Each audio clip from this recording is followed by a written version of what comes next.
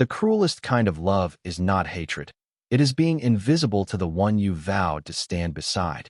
The grand hall of Blackthorn Keep shimmered beneath hundreds of crystal chandeliers, their golden light dancing across polished marble floors, while the most powerful wolves in the kingdom celebrated another year of peace. Noble families filled the room in embroidered gowns and tailored coats, laughter rising like music beneath the vaulted ceiling. At the center of it all stood Alpha King Alexander Blackthorn, the ruler whose strength had united every northern pack beneath one banner. Every noble waited for a single glance from their king, a nod that could change a family's future forever. Yet only a few steps away stood the woman who already carried his name. Evelyn Blackthorn, Luna Queen of the realm, rested her hands quietly in front of her silver gown as though she had learned long ago how to occupy as little space as possible. The diamonds woven into her dress reflected the candlelight beautifully, but no one admired them because no one truly looked at her. 3 years had passed since the royal wedding that was meant to unite two ancient bloodlines, and somehow the queen had become less visible with every passing season. Servants bowed politely before continuing their work. Nobles greeted her with practiced smiles before drifting towards someone more important. Even musicians seemed to lift their songs higher whenever the king crossed the room, while silence followed wherever Evelyn walked.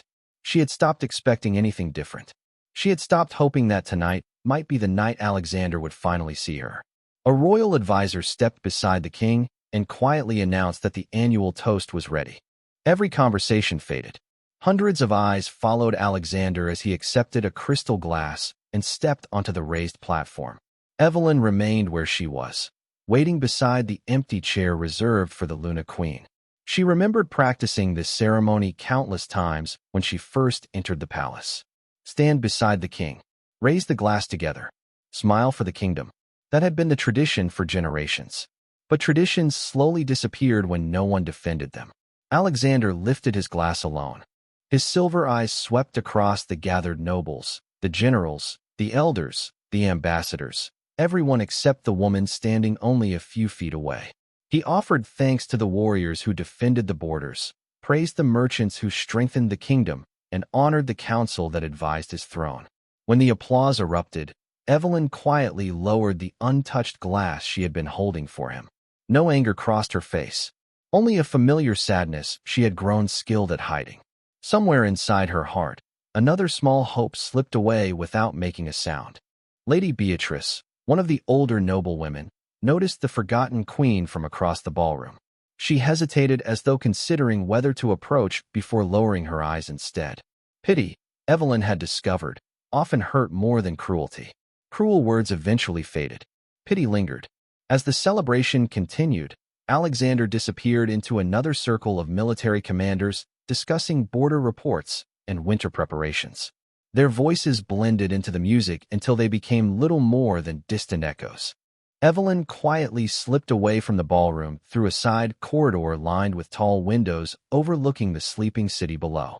Outside, thousands of warm lights glowed across the hillsides where ordinary families laughed, shared meals, and returned home to the people waiting for them. She rested one hand against the cool glass and allowed herself one slow breath. She had entered this palace believing she could become the queen her kingdom deserved. Instead, she had become a ghost wearing a crown. She did not know that before another year passed, every child in those glowing streets would whisper her name with admiration. She did not know that history would remember the queen the king never truly saw. And she certainly did not know that on this quiet night, while her heart felt smaller than ever before, the first page of her legend had already begun to turn. Some hearts do not break all at once. They fade quietly, one forgotten moment at a time. The morning sun spilled across the eastern towers of Blackthorn Keep as the castle slowly awakened. Servants hurried through long stone corridors carrying fresh bread, polished silver, and stacks of letters bearing the seals of distant pacts. Every sunrise followed the same careful rhythm, and Evelyn knew every sound by heart. She had learned the schedules of the guards, the names of the kitchen staff, and even which windows welcomed the first rays of daylight during each season. It was easier to memorize the life around her than to think about the silence inside her own marriage. Long before the royal council gathered, She was already walking through the palace gardens with a woven basket resting on her arm. The gardeners smiled warmly as she stopped beside each flower bed, asking gentle questions about damaged vines and early blossoms that refused to bloom after an unusually cold spring. She thanked every worker by name, something no one else in the palace seemed to notice. To them, she was simply kind. To Evelyn, remembering names was a way of reminding people that they mattered. Meanwhile, inside the council chamber, Alpha King Alexander Blackthorn stood before an enormous map covering the northern territories. Generals discussed trade routes, harvest forecasts, and reports from neighboring kingdoms. Advisors admired his discipline, his sharp decisions, and his unwavering focus. No one questioned why the empty chair beside the throne remained untouched. The Luna Queen had once attended every council meeting during her first months in the palace. She had offered thoughtful ideas about villages, families, and seasonal shortages. Eventually, her invitations quietly stopped arriving. There was never an argument. No one announced the change. It simply became another tradition that disappeared without anyone speaking of it again. Evelyn never complained. Instead, she found new ways to serve the kingdom. She spent her afternoons in the palace library reading old journals written by queens who had ruled generations before her. Many pages described victories, ceremonies, and royal celebrations. Yet what fascinated her most were the small notes hidden between official records. One queen had secretly paid for a bridge after a flood destroyed the only road connecting two farming villages. Another had opened her private gardens so children could gather fruit during a harsh winter. Those stories reminded Evelyn that crowns were not measured only by ceremonies. Sometimes they were measured by quiet choices no history book ever recorded. Later that afternoon, a young kitchen maid accidentally dropped an entire tray of freshly baked pastries outside the banquet hall. The frightened girl immediately fell to her knees, convinced she would lose her position. Before anyone else could speak, Evelyn knelt beside her, helping gather the scattered cloths while assuring the embarrassed servant that accidents did not define a person's worth. The girl looked up with grateful eyes, surprised that a queen would touch flower-covered linens without hesitation. Across the hallway, Alexander walked past surrounded by council members discussing preparations for an upcoming gathering of allied leaders. His attention never drifted toward the small scene unfolding only a few steps away. Evelyn noticed him for only an instant before returning her focus to comforting the trembling servant. She no longer expected his eyes to find hers. As evening settled over Blackthorn Keep, candles illuminated the castle windows one by one, creating the illusion of warmth inside walls that often felt far too large. Evelyn stood alone on the western balcony overlooking the quiet streets below. Families gathered around dinner tables, neighbors waved from front porches, and children raced each other beneath glowing lanterns.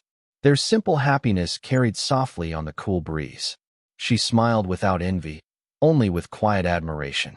Somewhere beyond those rooftops lived people who would never know their queen had silently wished for nothing more extraordinary than to be seen by the one person standing closest to her every single day. The greatest changes in history rarely begin inside a throne room. They begin when one forgotten soul quietly decides that someone else's pain matters more than her own. 3 days after the royal celebration, a cold rain settled over the northern kingdom, turning narrow roads into muddy trails and keeping merchants inside their wagons until the skies cleared. From the highest windows of Blackthorn Keep, Evelyn watched dark clouds drift across the distant hills where dozens of farming villages depended on a successful spring planting. Something about the silence beyond the palace walls troubled her. The wind carried no cheerful songs from travelers, no lively market bells from nearby towns. Even the birds seemed unusually quiet. She requested the latest reports from the royal archives, but the messenger returned with an apologetic bow. Every document had already been delivered to the king's council. Evelyn thanked him anyway, then walked toward the castle kitchens instead. If official reports were beyond her reach, perhaps ordinary people would tell her what official records could not. Bakers spoke of fewer deliveries arriving from the western farms. Stable hands mentioned exhausted horses returning from supply routes. A laundress quietly confessed that her brother had written about children falling ill in a mountain village almost 60 miles away. None of these stories reached the council chamber because each seemed too small on its own. Together, they painted a picture that made Evelyn's heart grow heavy. That afternoon, she left the palace through a modest side gate, wearing a simple traveling cloak instead of royal silk. Only her longtime attendant, Clara, accompanied her in a small carriage carrying blankets, medicine, flour, and dried fruit purchased with coins from Evelyn's personal allowance. The guards assumed the queen wished to visit a nearby chapel for prayer. No one imagined she intended to spend the day listening instead of speaking. The first village greeted them with polite smiles that could not hide weary eyes. Empty grain bins stood beside weathered barns, and parents quietly divided modest meals so younger children could eat first. No one begged for help. Their pride would never allow it. Evelyn sat beside an elderly woman mending worn coats near the village square and simply asked how the season had been. The answer came slowly. Then another neighbor joined the conversation, followed by a carpenter, a teacher, and finally nearly half the village. By sunset, Evelyn understood something no royal report had yet revealed. The kingdom was not suffering from one great disaster. It was being slowly weakened by hundreds of small hardships that no one believed important enough to mention. Before leaving, she quietly arranged for food deliveries through trusted merchants without revealing who had paid for them. She asked the local teacher to write letters whenever another family needed help, promising that someone would always read every word. As the carriage rolled back toward Blackthorn Keep beneath a sky filled with early stars, Clara looked across at the queen with quiet curiosity. "Your Majesty," she whispered softly, "why do you keep your name hidden?" Evelyn smiled as she watched distant lights flicker inside ordinary homes. "Because hungry children do not care whose seal is stamped on a sack of flour," she answered gently. "They only need someone to remember them." Back inside the palace, Alexander remained surrounded by maps, advisors, and discussions about alliances that stretched far beyond the horizon. He believed he was protecting the future of his kingdom. Unaware to everyone inside those towering walls, the woman they barely noticed had already taken the first quiet step towards saving the people standing directly beneath their crown. The world almost never notices the hands that quietly hold it together until those hands are gone. Over the following weeks, Evelyn's private carriage traveled roads that few members of the royal court had seen in years. Sometimes she visited fishing villages where fathers worried about shrinking catches. Other mornings, she crossed rolling farmland where mothers carefully counted every loaf of bread before placing dinner on the table. She never arrived with royal banners or palace guards announcing her presence. She preferred ordinary cloaks, comfortable boots, and simple conversations that allowed people to speak honestly without fear of offending their queen.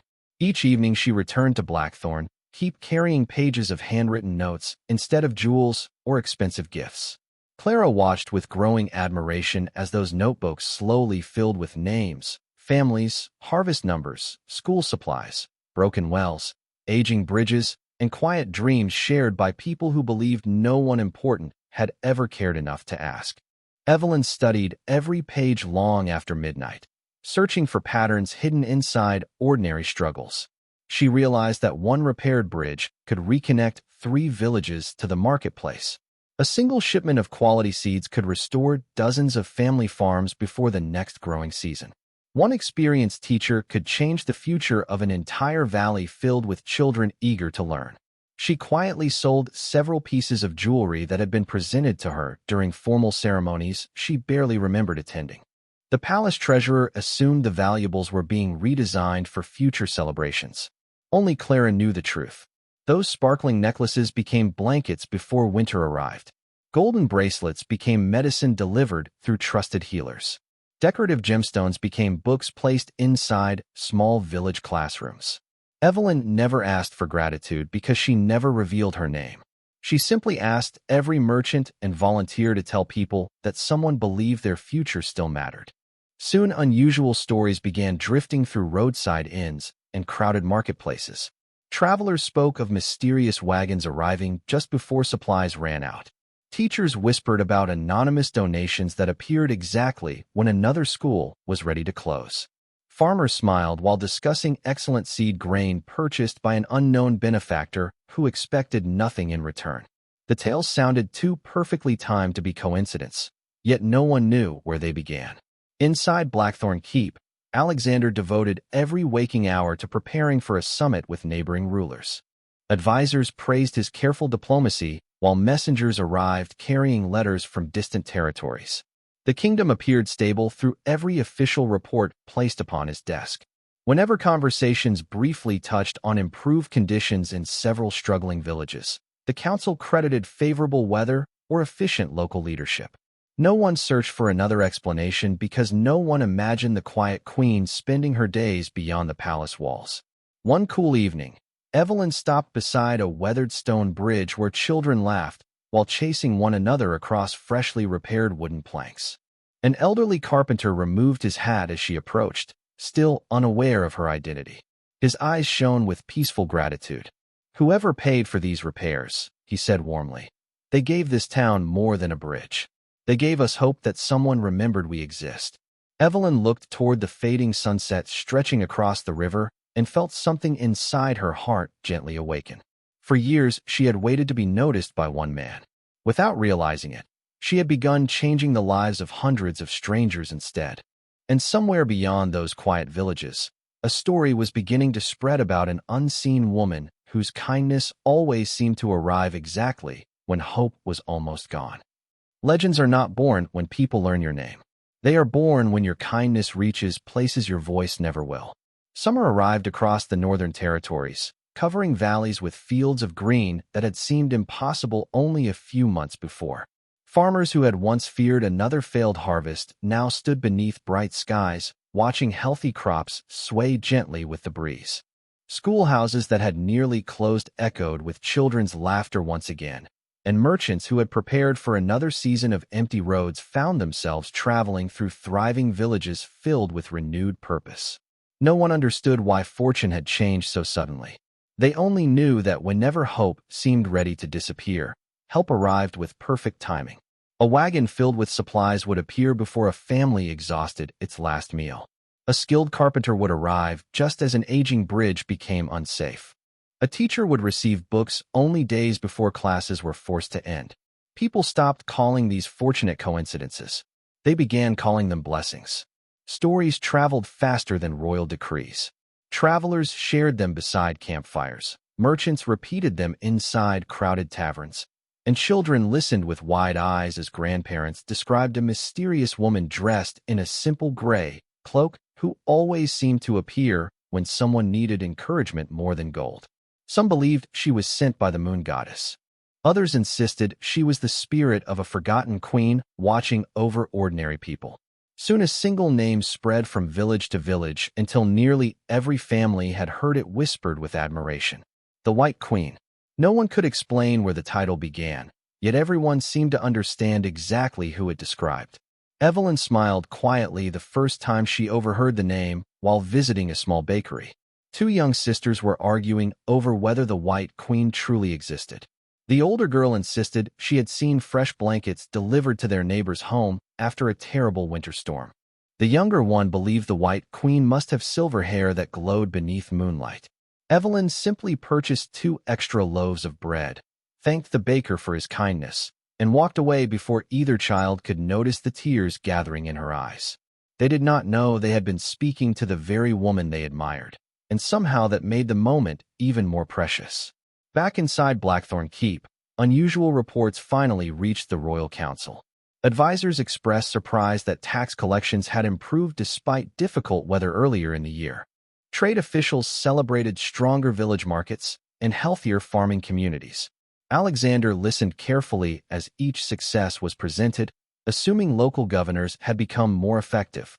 One senior advisor hesitated before mentioning the growing rumors surrounding an anonymous benefactor known throughout the kingdom as the White Queen. Several council members smiled politely, dismissing the stories as harmless folklore created by grateful villagers. Alexander nodded once before moving the discussion toward military alliances and border security. The mysterious woman received no further attention. Later that evening, Evelyn crossed the palace courtyard carrying another notebook filled with letters requesting school supplies, medicine, and building materials. She paused beside a stone fountain where moonlight shimmered across the quiet water. For the first time in years, she no longer felt defined by the silence inside the palace. Beyond those walls lived thousands of people who had unknowingly given her something she had almost forgotten she possessed. Purpose. She had once waited every day for one man to notice her existence. Now entire communities were quietly flourishing because she had stopped waiting and started listening. Somewhere beyond the castle gates, the story of the White Queen continued growing with every grateful heart it touched. While inside the palace, the true queen remained almost invisible to the one person who needed to see her most. Truth has a quiet way of finding those who spent years looking in the wrong direction. Autumn painted the northern forests in shades of crimson and gold as Alpha King Alexander Blackthorn finally accepted an invitation to visit several western provinces whose remarkable recovery had become impossible to ignore. What he expected to find were efficient governors, improved trade agreements, or unusually favorable weather. Instead, every village welcomed him with the same grateful smiles and the same mysterious story.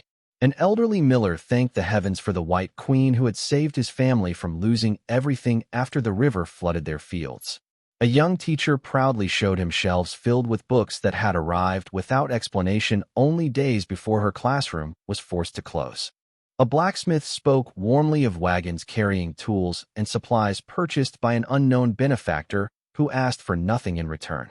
Alexander listened carefully as each voice described the same unseen woman with sincere admiration that no royal decree had ever inspired.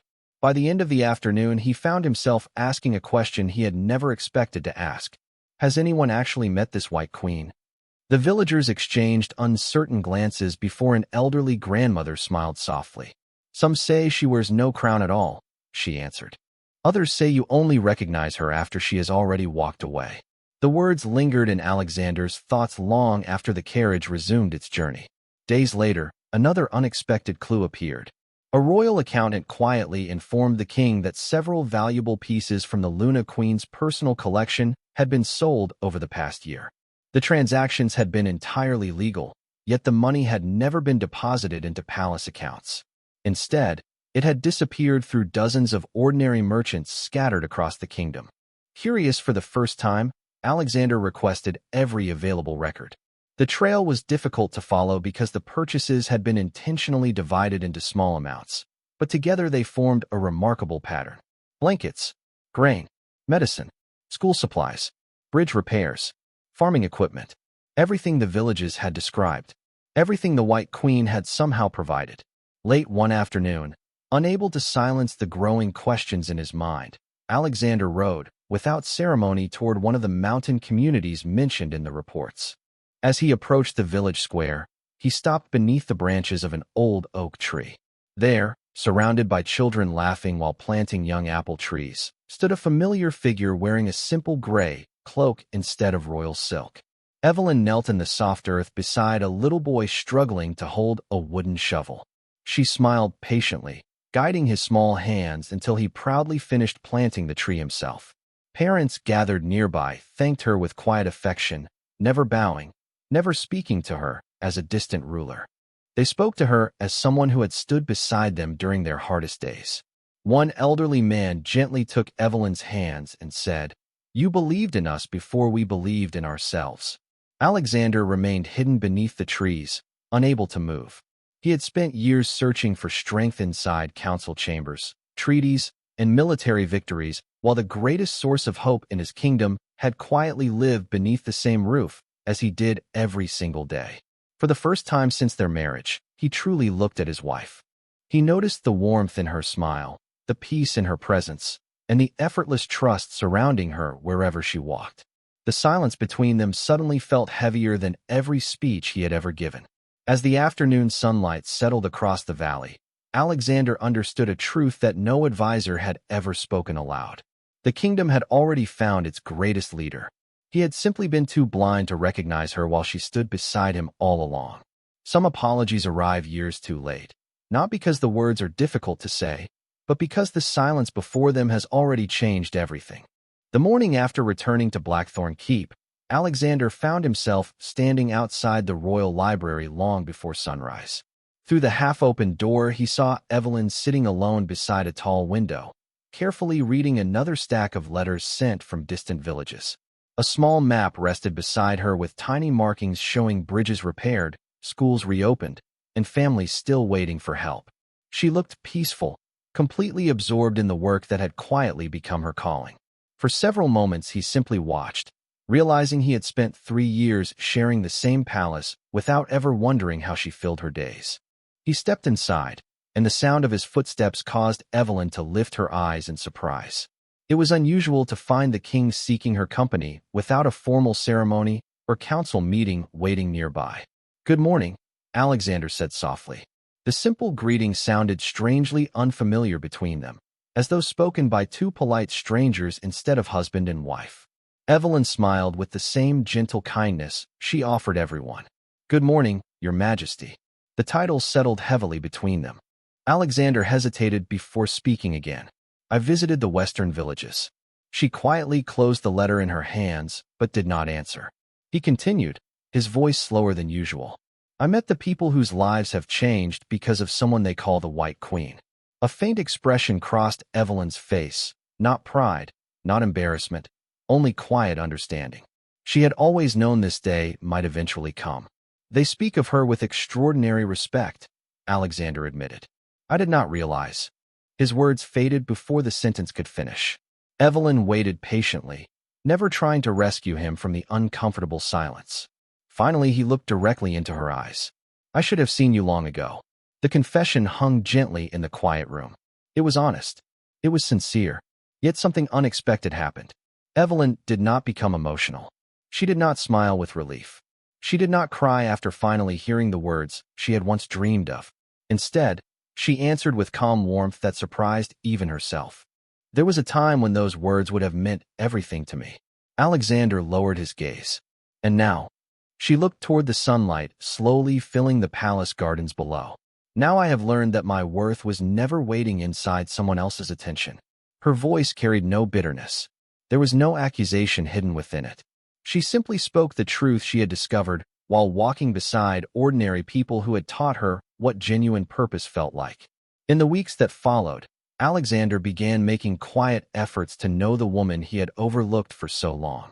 He invited her to council meetings and listened carefully when she spoke about schools, farms, and village roads. He joined her on visits beyond the palace walls and watched children run toward her with joyful laughter instead of nervous formality. Everywhere they traveled, he witnessed something remarkable. The people respected his crown, but they trusted Evelyn's heart. For the first time, Alexander understood the difference. Respect could be commanded by authority. Trust could only be earned through kindness repeated day after day. As winter approached, he slowly realized that he had not lost Evelyn to another person. He had lost the version of her that had once quietly waited for his approval. In its place stood a woman stronger, wiser, and more confident than he had ever imagined. She still walked beside him, but she no longer walked in his shadow. The strongest leaders are remembered not for the storms they defeated, but for the people they refused to abandon when the skies turned dark. Winter arrived earlier than anyone expected, wrapping the northern territories beneath heavy snow and freezing winds that tested every village across the kingdom. Mountain roads disappeared beneath thick layers of ice, rivers slowed beneath shimmering sheets of frost, and supply wagons struggled to reach isolated communities before food stores ran low. Messengers filled the palace halls with urgent requests for blankets, firewood, and medicine. Advisors debated which routes should receive priority while maps covered the council table from sunrise until long after sunset. Alexander directed every available resource toward protecting the kingdom, yet even with the strength of the royal treasury, the distances were overwhelming. Before another meeting could begin, Evelyn quietly stepped forward and unfolded a second map beside the king's. Unlike the official charts marked with borders and military roads, hers contained hundreds of handwritten notes gathered during months of traveling among ordinary families. Every village elder, teacher, carpenter, and merchant she had met had become part of an invisible network built on trust instead of authority.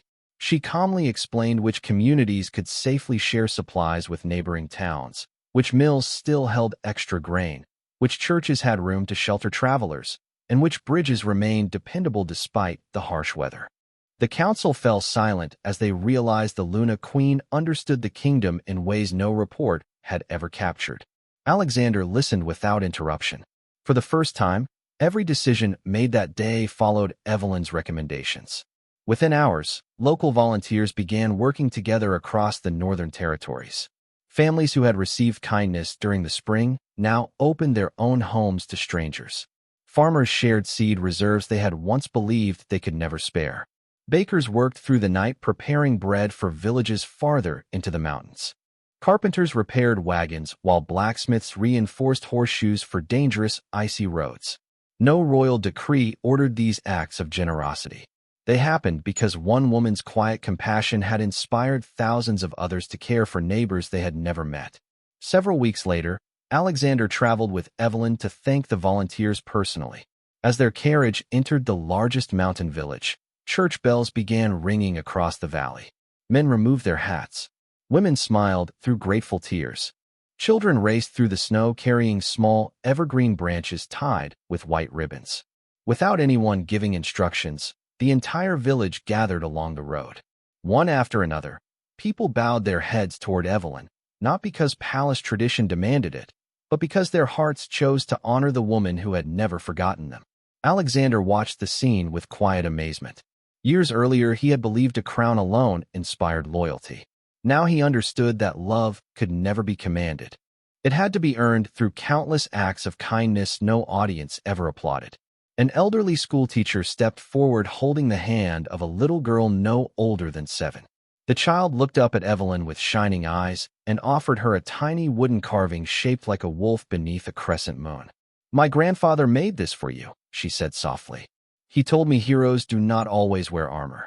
Evelyn accepted the simple gift with both hands as though it were more precious than any jewel inside the royal treasury. Tears filled Alexander's eyes as he witnessed the quiet exchange. In that single moment, he understood that the greatest victory the kingdom had ever achieved had never been won on a battlefield or inside a throne room. It had been won one gentle conversation, one helping hand, and one forgotten village at a time by the woman he had once failed to truly see. Years pass, but the choices we make in silence often become the stories future generations remember the most. Spring returned once again to the northern kingdom, bringing blossoms to orchards that had once struggled to survive and filling village streets with laughter that echoed farther than any royal announcement. The children who had planted young apple trees now raced beneath their growing branches. Schools that had once stood nearly empty welcomed classrooms overflowing with eager students. Bridges connected communities that had lived apart for generations, and every road seemed to carry not only travelers, but hope itself. Blackthorn Keep remained the heart of the kingdom, yet Alexander understood that the true heartbeat of the realm had never belonged to stone walls or golden thrones. It had always lived among the people Evelyn had chosen to love long before anyone recognized her worth.